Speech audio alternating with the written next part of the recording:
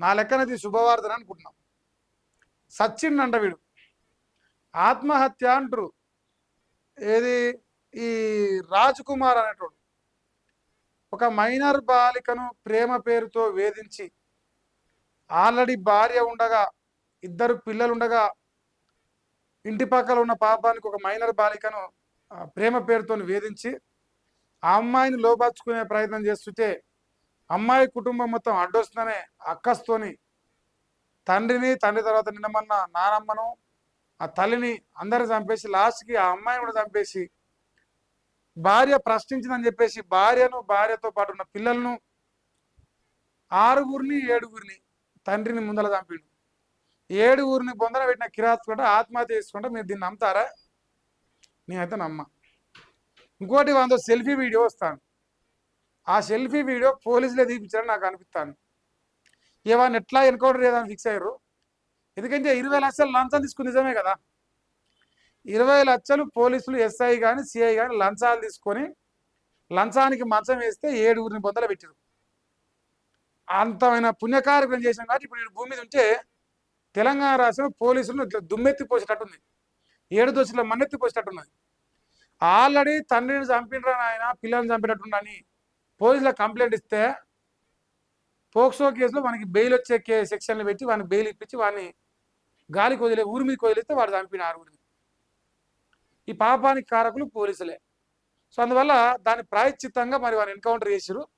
Encounter చేసి వాడిని ఏదో పక్కన పురుగు మందుల డబ్బా పెట్టి ఎన్కౌంటర్ చేసి కొట్టి చంపినట్టు కూడా అందులోపోతే వాడిని పోస్ట్ మార్టం చేస్తే మరి ఏం తేలితే తెలియదు. వాళ్ళే పోలీసులు, వాళ్ళే అంత కథ కదా, వాళ్ళు ఏదో మేనేజ్ చేస్తారు.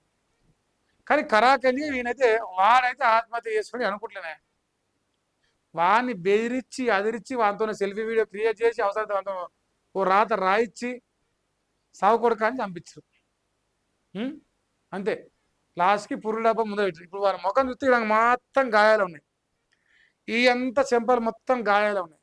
మరి కొట్టకుండా చేయకుండా వాడు గాయాలు ఎట్లయితాయి? సో అది ఆత్మహత్యగా చిత్రీకరిస్తారు పోలీసులు. సరే ఇక మంచో చెడో చేసి మంచిదే పట్టరు అట్లా చేను వదిలింది. ఇప్పుడు వీని చంపుడుతోని ఇంకో నలుగురికి భయం అన్న వస్తుంది, నష్టం అవుతుంది. ఇంకో నలుగురికి భయం అవుతుంది, అట్లా సోయికి వస్తారు. కొత్తూరు పెంజర్రలోని ఓ వెంచర్లో మరి 6గురు చంపిన ఉన్మాది సూసైడ్ చేసుకున్నట. Killer Raj Kumar dead body దొరికింది. గడ్డి మందు తాగి చనిపోయిన ఆనవాళ్ళు ఉన్నాయి. స్మార్ట్ ఫోన్లో సెల్ఫీ వీడియో ఉన్నది. జేబులో సూసైడ్ నోట్ కూడా పెట్టారు. మృతదేహానికి చేవెళ్ళ ప్రభుత్వ హాస్పిటల్లో పోస్ట్ మార్టం జరగబోతున్నది. ఇక రంగారెడ్డి జిల్లా షాబాద్లో అత్యంత కిరాతకంగా 6గురిని చంపిన ఉన్మాది రాజ్ కుమార్ 29 సంవత్సరాలు ఆత్మహత్య చేసుకున్నాడు. గడ్డి మందు తాగి మృతి చెందిండు. రంగారెడ్డి జిల్లా కొత్తూరు మండలం పెంజర్లలోని ఓ వెంచర్ ప్రహరీ సమీపంలో సోమవారం మధ్యాహ్నం అతని డెడ్ బాడీని స్థానికులు గుర్తించారు.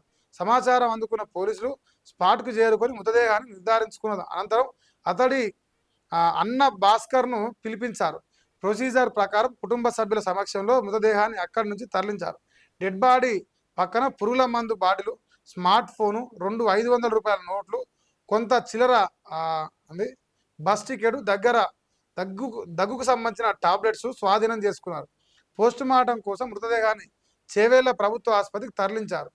మరి శనివారం తెల్లవారుజామున తిమ్మాపూర్ రైల్వే స్టేషన్లో రంగారెడ్డి జిల్లా షాబాదు దైవాగుల కూడా భార్యా పిల్లలు, బాలిక, ఆమె తల్లి, నానమ్మ సహా 6గురిని శుక్రవారం అర్ధరాత్రి రాజ్ కుమార్ అతి కిరాతకంగా హత్య చేసిన సంగతి తెలిసిందే. సో అందువల్ల మన కాకకు మన పుణ్యపరుషుడు నిన్న కథమైందంట. యో ఒకటి చెప్పనే పాపం ఊకనే పోదు, ఏదో ఒక దారిలో వెంటాడుతూనే ఉంటుంది. ఇప్పుడు వీడు ఎన్కౌంటర్ అని నిన్న అమ్మ అంటారు, వీడు ఆత్మహత్య అంటే నిన్న అమ్మ నేను బాండ్ పేపర్ రాసినా రాసిస్తా. ఇది ఎన్కౌంటర్ కాదు అమ్మంటారు, ఆత్మహత్య కాదు. 99.99% ఇది ఎన్కౌంటరే. కాకపోతే వాళ్ళు బుల్లెట్ పెట్టకుండా పుర్ల మంది చేసారు అంతే. బుల్లెట్ గాయాలు నువ్వు గంతే తేడు తప్ప.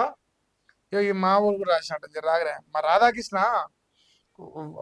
వార్తను వండడంలో బెస్ట్ ఏమంటారు కుక్క అనమాట. ఏం రాసిన చూడు. ఉన్మాది రాజ్ కుమారు ఆత్మహత్య చేసుకున్నాడు. 6 హత్యల కేసు నిందితుడు గడ్డి మందు తాగి చనిపోయిండు.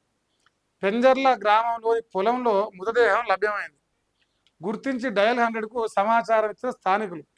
హత్యాకాండకు ముందు నిందితుడి సెల్ఫీ వీడియో ఉన్నది. సూసైడ్ నోట్ను స్వాధీనం చేసుకున్న పోలీసులు. అమ్మాయి కుటుంబం వల్ల అప్పుల పాలయ్యానని, విరక్తితోనే హత్యలు చేస్తున్నానని పేర్కొన్న నిందితుడు చివరి సమయంలో సానుభూతి కోసం ప్రయత్నించిండు. మారణకాండకు 2 కత్తులు కూడా వాడిన రాజ్ కుమార్ అని చెప్పేసి ఈ రాజ్ కుమార్ గురించి యావత్ తెలంగాణ రాష్ట్రంలో గత 3 రోజులుగా పోలీసుల పైన 7 దోషుల మనెత్తి పోస్తుంది ఈ సమాజం. శుక్రవారం, శని, ఆది, సోమ, మంగ ఇలా 4వ రోజు. సో ఇప్పుడు వీని పట్టుకోవడంలో పోలీసులు విఫలమయ్యారు. ఇంకోటి పట్టుకుర్రు, ఆల్రెడీ కస్టడీలో ఉన్నాడు, వాడిని అఫీషియల్గా బయటకు వివరాలు ఇస్తలేరని చెప్పేసి నిన్ననో మొన్ననో అనుకుంటా మన ఏబిఎన్ రాధాకృష్ణ మెయిన్ పేపర్లో వచ్చింది. ఏబిఎన్ రాధాకృష్ణ అనేటోడు ఒక వార్త రాసిండు. అది కాంగ్రెస్ ప్రభుత్వ హయాంలో రేవంత్ రెడ్డి ముఖ్యమంత్రిగా ఉన్న తరుణంలో, అంటే అది రేవంత్ రెడ్డే రాపించినట్టు ఫీల్ కావాలి. సో రేవంత్ రెడ్డి గారు మరి ఆయన ఎన్కౌంటర్ని చాలా పకడ్బందీగా దీన్ని ఆత్మహత్య చిత్రీకరించారు. ఓకే, సంతోషం. పోనీ రిషి అట్లనే శని వదిలింది అనుకుంటున్నాం పోనీ. కానీ ఇట్లాంటి కేసులు రాష్ట్రంలో చాలా చాలా చాలా వస్తున్నాయి.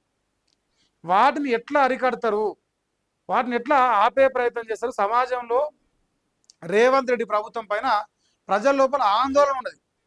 ఒక హోంశాఖ మంత్రి లేడు ఇప్పటివరకు రాష్ట్రంలో.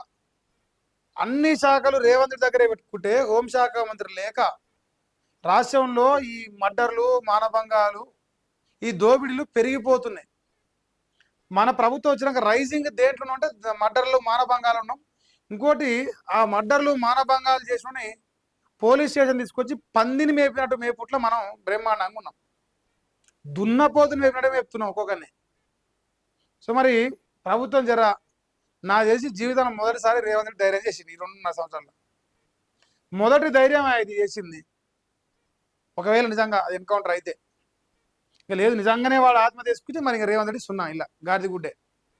నీ పోలీసుల అసమర్థత వల్లే, నీ పోలీసుల యొక్క నిర్లక్ష్యం వల్లే ఇలా 6గురు చనిపోయారు. మనుషుల ప్రాణాలంటే లెక్కలేదు మన పోలీస్ వ్యవస్థకు. ఏమంటే లెక్కుందంటే రాజకీయ నాయకుల దగ్గర చెంచాగిరి చేసేందుకు లెక్కున్నది. రాజకీయ నాయకులు ఊడిగా చేసి ఎవరి మీద అంటే వారి మీద కేసులు పెట్టేందుకు చేతనవుతుంది మన పోలీసులకు. అది కళ్ళకు కట్టినట్టు కనిపిస్తున్నాం ఆల్రెడీ.